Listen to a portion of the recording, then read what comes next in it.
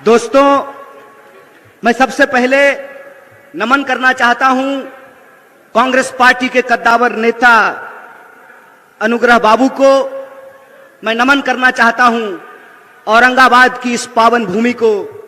और आप लोगों से सबसे पहले मैं ये साझा करना चाहता हूं, सामने पीछे जो वो सीमेंट वाला मंच दिख रहा है ना, सबसे पहली बार इस गांधी मैदान में हम उसी मंच पर आए थे जब पूरे बिहार के सूबे बिहार में 3800 जिले में जनगण मन यात्रा लेकर के हम चल रहे थे। और उस जनगण मन यात्रा की यही मांग थी कि हम बिहार को फिर से अव्वल राज्य बनाना चाहते हैं। बिहार की जो गरिमा है उस गरिमा को वापस लाना चाहते हैं और बिहार की जो संस्थाएं हैं, बिहार के जो विश्वविद्यालय हैं, उनका मान सम्मान वापस दिलाना चाहते हैं। मैं आप सब लोगों को याद दिलाना चाहता हूं कि जो पटना यूनिवर्सिटी है उसको ईस्ट का ऑक्सफोर्ड कहा जाता था और दुनिया के महान वैज्ञानिक, कलाकार, साहित्यकार, इतिहासकार, तमाम तरह की विभूति पटना विश्वविद्यालय से निकले। मेरी भी पढ़ाई लिखाई मगध यूनिवर्सिटी से हुई है और मगध क्षेत्र के एक बड़े मशहूर मगही कवि हुए जिनका नाम था मथुरा प्रसाद नवीन। और मथुरा प्रसाद नवीन कहते थे, भूख से तरफ के मरवा काहे, मरने होते लड़के मर जा। जुल्मी बढ़ला तहू बढ़ी जा, भूख से तरफ के मरवा काहे, मरने हो तो लड़के मरी जा। मैं समझता हूं कि बिहार की एक एक आवाम को यह बात याद करने की जरूरत है कि हमारा गौरवशाली इतिहास क्या रहा है, हमारी ऐतिहासिक परंपरा क्या रही है। यह बात मैं इसलिए कह रहा हूं कि भारत जोड़ो न्याय यात्रा के क्रम में जब हमारी यात्रा मणिपुर से चल करके विभिन्न राज्यों से होते हुए 33वें दिन एक बार फिर से जब औरंगाबाद की महान भूमि पर पहुंची है, तो मैं एक दर्द आप तमाम लोगों से साझा करना चाहता हूं। कहते हैं ना कि दुनिया के किसी इलाके में चले जाइए, कोई पद ले लीजिए, कोई पोस्ट ले लीजिए, लेकिन एक बिहारी अगर जन्मता बिहारी है तो मरते दम तक बिहारी रहता है, उसकी पहचान बिहारी रहती है। और हम जहां भी जाते हैं हर जगह लोग ये सवाल पूछते हैं कि अच्छा कन्हैया ये बताओ कि बिहार में क्या हो गया। और उस वक्त मैं बड़े अफसोस के साथ आप लोगों से यह दर्द साझा कर रहा हूं कि मेरे आंखों में पानी आता है और पहली बार जिंदगी में आंख शर्म से नीचे झुक जाता है, क्योंकि बिहार में पटना में जो बैठे हुए राजनेता हैं उनको नहीं मालूम है कि अपनी राजनीतिक अवसरवादिता के चलते बिहार की भूमि का पूरी दुनिया में ये लोग अपमान कर रहे हैं। ये भूल गए हैं कि बिहार कौन सी धरती है और बिहार ने किस तरीके से दुनिया को सत्य और अहिंसा का पाठ पढ़ाया है। बिहार सिर्फ सत्य और अहिंसा की भूमि नहीं है, बिहार मोक्ष की भी भूमि है और पूरी दुनिया के हिंदू मोक्ष लेने के लिए, मुक्ति लेने के लिए बोधगया में पिंडदान करने के लिए आते हैं। और पूरी दुनिया को सत्य और अहिंसा का पाठ पढ़ाने वाला महात्मा बुद्ध पैदा सिद्धार्थ हुए थे, महात्मा बुद्ध नहीं पैदा हुए थे। लेकिन सिद्धार्थ जब बिहार की धरती पर आए तो पीपल के पेड़ के नीचे वो महात्मा बुद्ध हो गए, उनको ज्ञान की प्राप्ति हुई, वो महात्मा बुद्ध बन गए। आप सब जानते हैं ये कांग्रेस पार्टी का मंच है और आप सब कांग्रेस पार्टी के शेर दिल कार्यकर्ता हैं, जिंदा दिल इंसान हैं आप लोग। तो मैं आपको याद दिलाना चाहता हूं कि जिनको हम बापू कहते हैं, मोहनदास करमचंद जब बिहार में आए तो वो मोहनदास थे, बिहार की जनता ने उनको महात्मा गांधी बना दिया, बिहार की जनता ने उनको बापू बना दिया। बिहार वो धरती है, अगर हम आर्यभट्ट की बात करें तो अगर बिहार नहीं होता, आर्यभट्ट नहीं होता तो जीरो नहीं ढूंढा जाता और इंसान चांद पर नहीं पहुंच पाता, और इंसान चांद पर पहुंचा है तो जीरो को खोजने की वजह से पहुंचा है। बिहार वो भूमि है कि जहां पर एकमात्र देश के राष्ट्र कवि पैदा हुए, और राष्ट्र कवि का नाम दिनकर है। और दिनकर कहते हैं, शांति नहीं तब तक जब तक सुखभाग न नर का सम होगा, नहीं किसी को बहुत अधिक और नहीं किसी को कम होगा। ये दिनकर लिखते हैं। ये बिहार की जो ऐतिहासिक परंपरा है, ये बिहार की जो गौरवशाली परंपरा है, उस बिहार की गौरवशाली परंपरा को धूमिल करने का काम किया है भाजपा ने। बिहार की गौरवशाली परंपरा को पलटू राम बनाने का काम किया है भाजपा ने। इसीलिए मैं आप तमाम लोगों से एक अपील करना चाहता हूं, सवाल चुनाव जीतने का नहीं है, सवाल किसी को मुख्यमंत्री और प्रधानमंत्री बनाने का नहीं है। सवाल यह है कि बिहार में रहने वाले जो 14 करोड़ लोग हैं, चाहे वो किसी भी जाति के हों, चाहे वो टीका लगाने वाले हों या टोपी पहनने वाले हों, किसी भी धर्म के हों, किसी भी संप्रदाय के हों, किसी भी बोली को बोलने वाले हों, चाहे वो मगही बोलते हों, भोजपुरी बोलते हों, मैथिली बोलते हों, अंगिका बोलते हों, कोई भी भाषा बोलते हों, बिहार के जो 14 करोड़ लोग हैं उनके आत्मसम्मान का सवाल है। फुटबॉल है जी, हैं? वोट ले लीजिएगा और जब मन करेगा तब लतिया दीजिएगा, हैं? ये जो बिहार के लोग हैं, बिहार के लोगों को ये सोचना पड़ेगा। महज अपनी कुर्सी के लिए, महज अपनी राजनीति के लिए, महज अपने चुनावी गुना गणित के लिए बिहार के भविष्य को अंधकार में धकेला जा रहा है। इसीलिए मैं बिहार के नौजवानों से खास करके ये अपील करना चाहता हूं, दोस्त एक बात याद रखिएगा, ये लड़ाई किसी पार्टी को सत्ता में लाने की नहीं है। ये लड़ाई इस बात की है कि अगर हम इस देश के नागरिक हैं तो हमारा हक इस देश के दूसरे नागरिकों के बराबर है कि नहीं है। लड़ाई इस बात का है कि अगर इस देश में गृह मंत्री का बेटा कौन है, बोलिए ना जी, आपको ईडी से थोड़ी डर लगता है। अरे आप लोग तो ईमानदार लोग हैं। आपके घर पे अगर इनकम टैक्स वाला आ जाएगा तो उल्टे उसको चाय पिला करके जाना पड़ेगा। आपको घबराने की जरूरत नहीं है। डरे वो, घबराए वो जो बेईमानी किए हो, जो ईमान से जीते हैं, उनको डरने और घबराने की जरूरत नहीं है। तो मेरा सवाल यह है कि इस देश में अगर गृह मंत्री का बेटा बीसीसीआई का सेक्रेटरी बन सकता है, इस देश में अगर एमपी लोग 5 साल के लिए बन सकते हैं, एमएलए 5 साल के लिए बन सकते हैं, नीतीश कुमार जी 5 साल में 3 बार मुख्यमंत्री बन सकते हैं, तो हमको भी नौकरी देनी पड़ेगी। बोलिए गलत बोल रहे हैं कि सही बोल रहे हैं? सही बोल रहे हैं ना? अगर यहां बैठे हुए हमारे नेता आदरणीय जयराम जी, 6 साल के लिए सर आप एमपी बनते हैं और आपको पेंशन भी मिलता है राज्यसभा में, तो आपको अगर पेंशन मिलता है तो देश की रक्षा में खड़े ये जो सिपाही हैं वर्दी पहन करके सामने खड़े हैं, आपको पेंशन मिलना चाहिए कि नहीं मिलना चाहिए?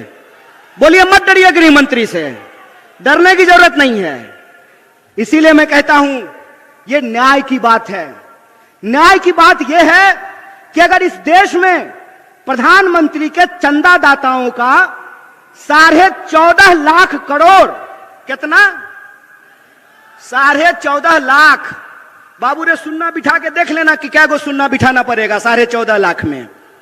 14.5 लाख करोड़ अगर प्रधानमंत्री के दोस्तों का कर्जा माफ किया जा सकता है, तो बिहार के भीतर भी मखाना उगाने वाले, मक्का उगाने वाले, धान उगाने वाले, गेहूं उगाने वाले और सब्जी उगाने वाले किसानों का कर्जा माफ करना पड़ेगा। बोलिए गलत बोल रहे हैं कि सही बोल रहे हैं? कॉर्पोरेट का कर्जा माफ कीजिएगा और किसान का कर्जा माफ नहीं कीजिएगा। बीसीसीआई का सेक्रेटरी बनेगा गृह मंत्री का बेटा और हमको जो है ठेके का नौकरी दीजिएगा। मंत्री बनेंगे 5 साल के लिए, प्रधानमंत्री बनेंगे 5 साल के लिए, और अग्निवीर योजना के तहत हमको 4 साल का नौकरी दीजिएगा। 4 साल का नौकरी दीजिएगा और उसमें देश की सेवा करते हुए अगर हमारी शहादत होती है, हमारी जान जाती है, तो हमको शहीद का दर्जा नहीं दीजिएगा। हमारे घर से लोग फौज की नौकरी करते हैं, बेल्ट की नौकरी करते हैं, हमारे घर से लोग शिक्षक की नौकरी करते हैं, पुलिस की नौकरी करते हैं, खेती करते हैं, मजदूरी करते हैं। इसीलिए हम मंच पे खड़ा होकर के राजनीति नहीं करते हैं, न्याय और हक की लड़ाई लड़ते हैं। ये बात याद रखिएगा। और उसी न्याय की, हक की लड़ाई में मैं बिहार के नौजवानों से एक अपील करना चाहता हूं। दोस्त, घबरा करके आत्महत्या करने की जरूरत नहीं है। हम वो धरती हैं जहां चंद्रगुप्त पैदा हुए थे और मौर्य साम्राज्य ने सिकंदर तक को चुनौती दिया था। हम वो धरती हैं जहां हम सत्य और अहिंसा का पाठ भी पढ़ाते हैं। तो हमारे यहां दशरथ मांझी भी पैदा हुए कि एक छेनी हथौड़ी से पहाड़ काट करके रास्ता बना दिया था। हम उस बिहार के लोग हैं। इसीलिए मैं अपने बिहार के आदरणीय निवासियों से, नागरिकों से एक अपील करना चाहता हूं। आपको फैसला करना पड़ेगा, आपको तय करना पड़ेगा कि आप अन्याय के साथ खड़े हैं कि न्याय के साथ खड़े हैं। बोलिए, आप लोग न्याय के साथ खड़े हैं? इतनी जोर से आवाज लगाइए कि सत्ता को घबराहट होने लगे, उनको यह एहसास हो जाए कि बिहार एक बार फिर से इस देश में क्रांति के लिए, बदलाव के लिए तैयार है। उनको घबराहट हो जाए कि उनका जो फूट डालो राज करो की नीति है, वो फूट डालो राज करो की नीति नहीं चलने वाली है। और ये फूट डालो राज करो की नीति क्या है? टीवी खोल करके देख लीजिएगा। भाई लोग, आपसे कोई शिकायत नहीं है। हमको मालूम है कि जो लोग मीडिया में नौकरी कर रहे हैं, उनके पिताजी प्रधानमंत्री नहीं है, गृह मंत्री नहीं है, मुख्यमंत्री नहीं है। वो साधारण परिवार के लोग हैं। लेकिन जो मालिक हैं, वो मालिक इस देश के 140 करोड़ लोगों के साथ बेईमानी करने के लिए तैयार हैं। आप टीवी खोल करके देख लीजिए। टीवी आपका रिचार्ज कराया है आपने, रिचार्ज भरवाते हैं आप, लेकिन जब आप टीवी खोलेंगे तो आपके खिलाफ दिन भर बात की जाएगी। मैं आपको याद दिलाना चाहता हूं, कितना ढिंढोरा पीटा गया। ढिंढोरा पीटा गया ना कि कर्पूरी ठाकुर जी को भारत रत्न दिया गया है। बहुत खुशी की बात है, बहुत खुशी की बात है कि कर्पूरी ठाकुर जी को भारत रत्न दिया गया है। लेकिन कर्पूरी ठाकुर जिस समाज के लिए लड़ते थे, जिस समाज के हक और अधिकार के लिए लड़ते थे, उनके बच्चों के भविष्य के साथ खेला जा रहा है। उनकी नौकरियां समाप्त की जा रही है, उनकी नौकरियां छीनी जा रही है। किसानों को उनके फसल का दाम नहीं दिया जा रहा है, मजदूरों को मजदूरी नहीं दी जा रही है, महिलाओं के साथ अत्याचार किया जा रहा है। आप टीवी खोल करके देख लीजिएगा। बड़ा बड़ा दावा किया गया। क्या कहा गया कि चौधरी चरण सिंह जी को भारत रत्न दिया जा रहा है, डॉक्टर स्वामीनाथन को भारत रत्न दिया जा रहा है। बहुत खुशी की बात है, बहुत आनंद की बात है कि इनको भारत रत्न दिया गया है। लेकिन मैं सवाल पूछता हूं कि एक तरफ डॉक्टर स्वामीनाथन को भारत रत्न देते हैं और दूसरी तरफ इस देश के किसानों के ऊपर डंडे चलाते हैं, गोलियां चलाते हैं, आंसू गैस के गोले छोड़ते हैं। बोलिए, बेईमानी है कि नहीं है? भारत रत्न दे रहे हैं और किसान कह रहे हैं कि हमको हमारे फसल के दाम की गारंटी करो, तो किसान को उनके फसल की गारंटी नहीं मिल रही है। मोदी जी कहते हैं मोदी जी की गारंटी है। महाराज, भाजपा की गारंटी होती तो 1 मिनट के लिए मान भी लेते। मोदी जी की गारंटी है तो बिल्कुल भरोसा मत कीजिए।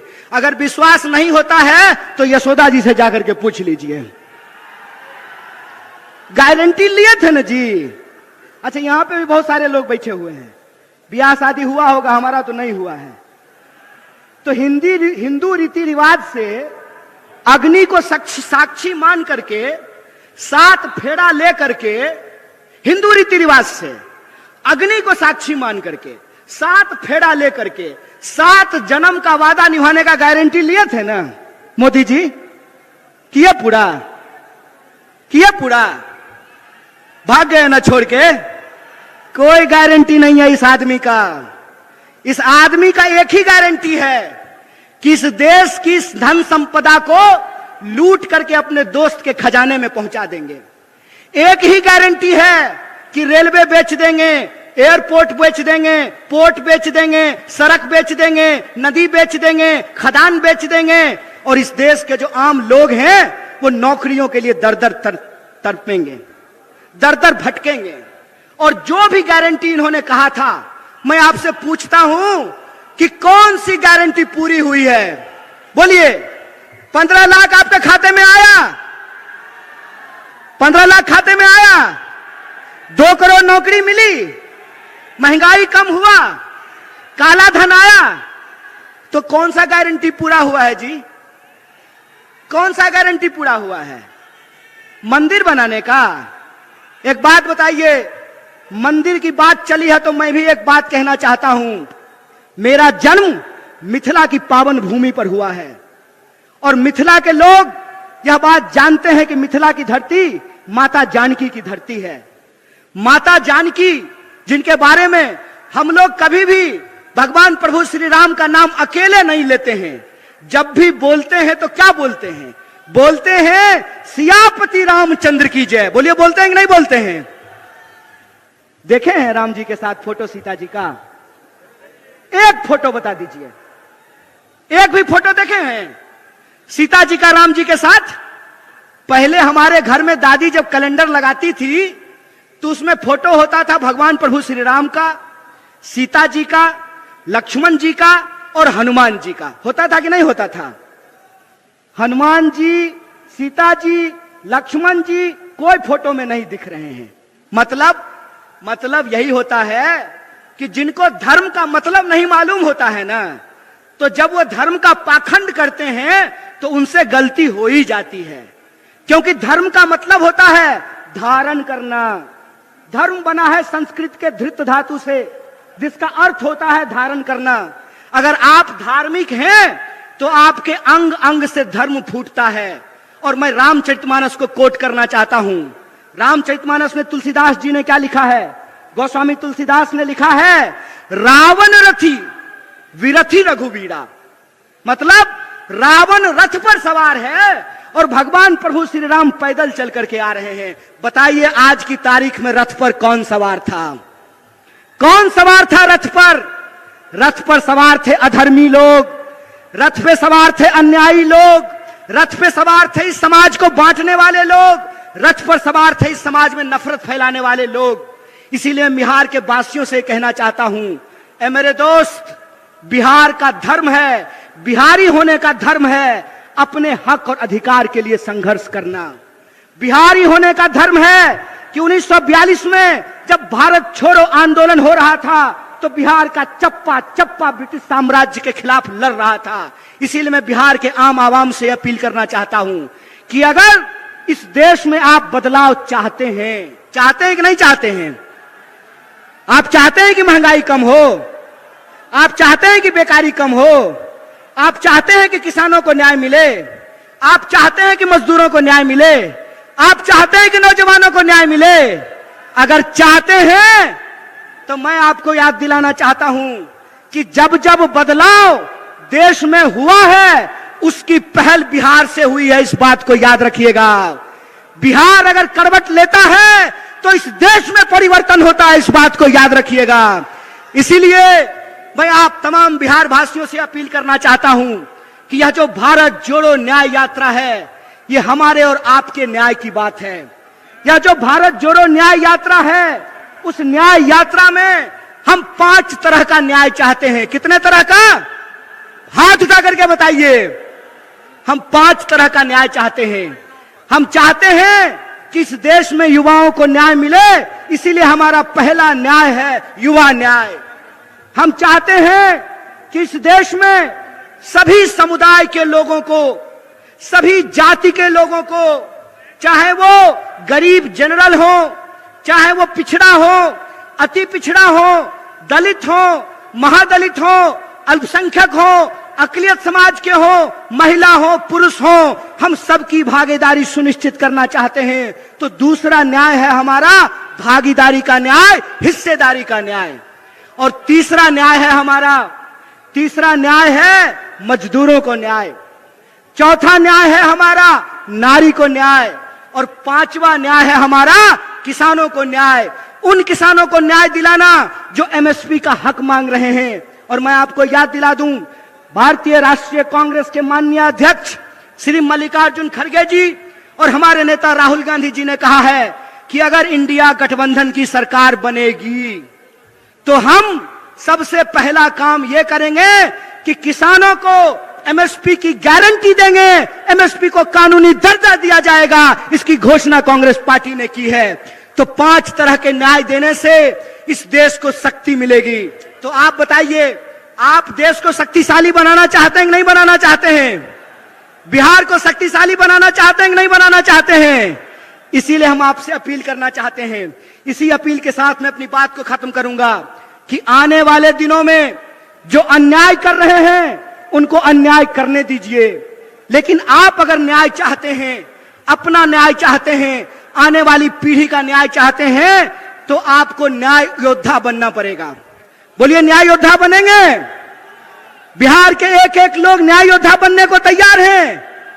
अगर आप न्याय योद्धा बनेंगे तो आप लोगों को एक नंबर जो कांग्रेस पार्टी के द्वारा जारी किया गया है, उस नंबर पे कॉल करके न्याय योद्धा बनना है। और यह जो भारत जोड़ो न्याय यात्रा का संकल्प है कि हम अन्याय के अंधकार में न्याय का दिया जलाना चाहते हैं, इसमें आपको शामिल होना पड़ेगा। इन्हीं शब्दों के साथ तमाम सम्मानित मंच को एक बार फिर से धन्यवाद अदा करते हुए, और जो हमारे पुलिस प्रशासन के लोग हैं, मीडिया के लोग हैं, और आप तमाम जो लोग हमारी आवाज को सुन रहे हैं, आप सब लोगों को धन्यवाद अदा करते हुए, शुक्रिया अदा करते अपनी बात को खत्म करूंगा। शुक्रिया। इनकलाब जिंदाबाद। जय हिंद, जय भारत, जय बिहार। नमस्कार, मैं हूं मानक गुप्ता। अगर आपको हमारा ये वीडियो पसंद आया हो तो इसे लाइक और शेयर जरूर करें, और हां, हमें सब्सक्राइब और फॉलो करना ना भूलें ताकि आप देश और दुनिया की कोई खबर मिस ना करें। तो जुड़े रहिए हमारे साथ और देखते रहिए न्यूज़ 24।